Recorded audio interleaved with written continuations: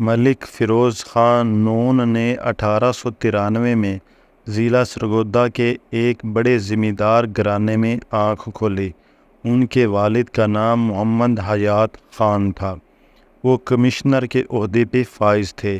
Aitchison college میں تعلیم حاصل کرنے کے بعد ان کو انگلستان بھیج دیا گیا، جہاں انہوں نے آکسفورڈ یونیورسٹی سے ایم اے اور برسٹی کی ڈگریاں حاصل کیں۔ 1917 میں انہوں نے لاہور میں قانونی پریکٹس شروع کی۔ 1936 میں وہ پنجاب اسمبلی کے رکن بنے۔ وہ جنوبی افریقہ اور لندن میں انڈین ہائی کمشنر کے عہدے پر عرصہ دراز تک کام کرتے رہے۔ 1942 میں وہ گورنر جنرل کی انتظامی کونسل میں لے لیے گئے۔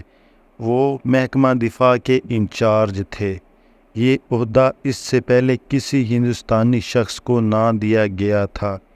وہ 1945 میں مسلم لیگ میں شامل ہوئے۔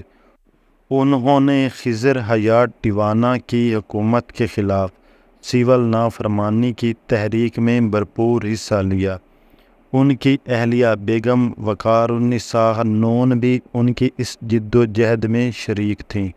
اپریل 1950 میں ان کو گورنر مشرقی پاکستان بنا دیا گیا۔ 3 سال بعد وہ پنجاب کے وزیر اعلیٰ بن گئے۔ ان کا شمار ریپبلکن پارٹی کے بڑے لیڈروں میں ہوتا تھا۔ سہروردی اور چندری گڑھ حکومتوں میں وہ پاکستان کے وزیر خارجہ رہے۔ 16 دسمبر 1957 کو وہ پاکستان کے وزیر اعظم بنے۔ ان کے دور حکومت کے دوران گوادر کا الحاق پاکستان سے ہوا۔ پاک ایران بارڈر پر سمگلنگ روکنے کی کوشش کی گئی۔